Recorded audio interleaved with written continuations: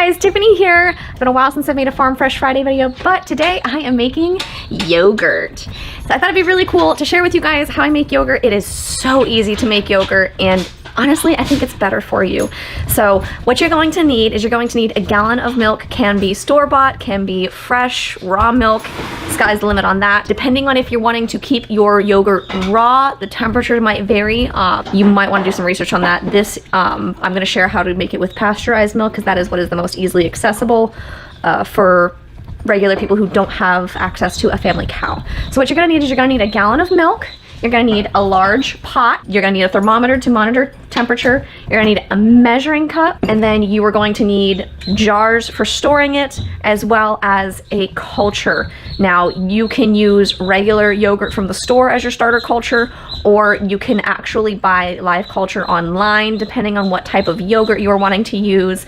I'm actually using yogurt from the store, and then once you've made this yogurt, you can actually use your yogurt to start future batches of yogurt, so long as you have some yogurt left over. So at the beginning, I'm gonna go ahead and I'm gonna turn on my oven light in my oven, and you'll learn why. But what you're gonna do is you're not gonna turn your oven on, you're just gonna turn the oven light on. So the first thing that you're gonna do is you're actually going to get your milk in your pot, and you're gonna bring it up to about 185 to 195 degrees Fahrenheit. Now, if you are using raw milk and you want to keep it raw, you do not want to get it to that temperature. I don't know the science behind it. It actually kind of converts the milk at that heated temperature. We're gonna go ahead and we're gonna get sorry, my animals are playing in the background. They're having a blast.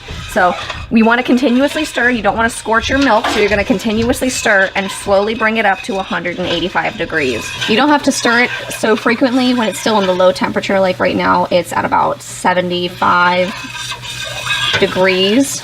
It's whenever it starts to get higher that you've got to keep that stirring so that it doesn't scorch. Now, I am going to warn you, this is probably the most tedious, lengthy part of this recipe, is just sitting here and getting the milk up to temperature. Ooh, it's at 180. It's like right there. All right, excellent. So that's pretty much just about at 185. I'm going to get this moving so that it's less likely to scorch. Get the ice bath ready. I'm going to fill this up with a little bit of ice water, because next thing we have to do is bring the milk mixture down to 120 degrees. So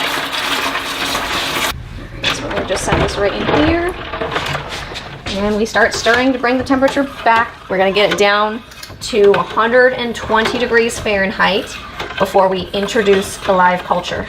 And I'm just going to it's going to cool down faster if you stir it. There we go, 120 degrees. I'm gonna pull this out and drain the water so it doesn't get colder, any colder than it already is. So now I have a cup of plain yogurt. And what I'm gonna do is I'm gonna take, all right, and then I'm gonna take some of the warmed milk, and I'm gonna mix them in. It's gonna help it mix in fully. I'm just gonna mix it up with the milk. All right, and now I'm going to add it to our milk.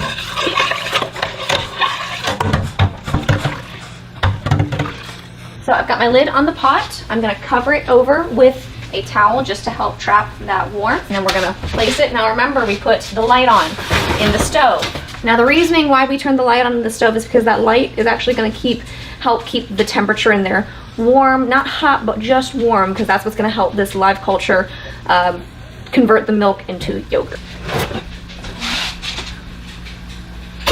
Now once again, like I said, the oven is not on. I did not set a temperature, I just turned the light on.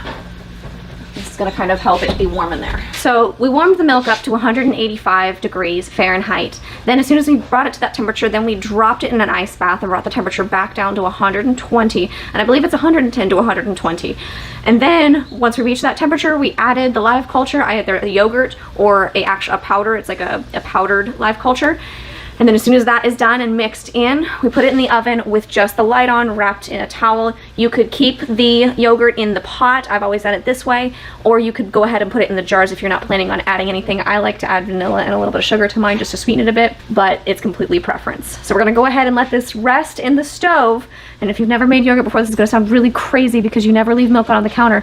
We're gonna leave it in the stove for about 8 hours. So I'm actually gonna just let this sit overnight and we'll be back in the morning to check in on it and finish it. Okay, so it's the next morning and I thought I would actually preface this with a little bit of extra information on the, is it a fermenting period? I don't know exactly. I don't know if it's fermenting, so to speak. It's for the live culture to take over and convert the milk into yogurt. Now, I actually ended up letting mine rest in the oven for 10 hours. It's gonna be 10 hours by the time I take it out, which is okay. You're fine. Leon's feeding his bunnies. So I actually let it rest for 10 hours. So I'm gonna preface this by saying you could do 8, 10, 12 hours. Just know that the longer that you do it, the more tart it's going to taste. I found, and it's also gonna be thicker, I believe, because you're gonna see that homemade yogurt is thinner than store-bought yogurt, and I think that's because they use some sort of thickening agent in it. So, but the longer that you let it sit and continue to grow the culture, the thicker it's going to get, but the tartar it's going to get. So I usually do 8 to 10 hours. I found that that is kind of my sweet spot. Alrighty, let's go ahead. It's nice and warm in there, perfect. Alright, ooh, that looks perfect. So the first thing I always do is smell test. That smells like yogurt. Now, if you are a little unnerved by this, it's totally fine. It's a new thought. Whenever you smell it, trust your nose. If for some reason it smells sour, like you smell sour milk, then something went wrong. But it should smell like yogurt. I've got my spoon, and we're gonna do a spoon test now. See how thick it is. Oh yeah, look at how thick that is. So I'm gonna go ahead and I'm gonna stir it. You wanna mix it up. It's gonna look clumpy like this. That's okay, that's totally normal. All right, so here is our yogurt. You see how it's thick, but it's not like super thick. And that is the consistency of homemade yogurt. From this point, you could actually go one of two ways. So you could take this as it is and sweeten it, add flavor, and you got yogurt. Or you could actually take this and strain it in a cheesecloth, and it'll strain out some of the, I don't know if it would be whey at this point, but you can strain it and make it thicker. Note, when you strain it, it's gonna get tartar, but you could strain it and you could actually, before you sweeten it and everything like that, you could actually get something that's closer to Greek yogurt. Now, I believe it's not quite 100% Greek yogurt because I believe that there's a specific culture type for Greek yogurt, but I know that you can actually take this and strain it and make something very similar to Greek yogurt. But we're gonna sweeten this up and make it tasty. So I'm gonna use some vanilla extract, and I just use, for a gallon, I use a capful. You can use any sweetener of your choosing. You could use stevia, honey, regular sugar, turbinado. I'm just gonna use regular white sugar today. The thing about adding sugar to it, it is to taste. Some people like it more tart, some people like it sweeter. I like it right, a nice balance of tartness and sweetness. So I'm gonna go ahead and I'm gonna start off with a cup and mix it in. It smells so good. And this is such a fun, simple recipe. Yeah, it can take time getting it up to temperature because you don't want to boil it whenever you're initially getting it up to 185 degrees. I think that's the most tedious part of this process because a lot of this is just letting it sit in a warm space, in a warm, dark space, and resting. All right, see. Leon! Yeah? Come here, buddy, you want to try the yogurt? Ready? Is it hot? No, it's just warm. Ready?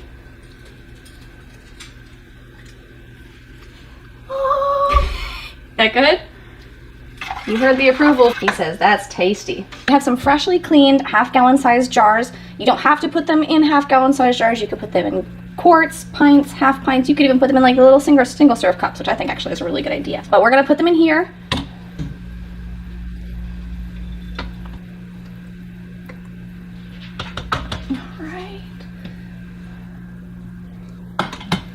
Now that this is lighter, I can go ahead and try and pour it in. Oh, that's satisfying. Look at that.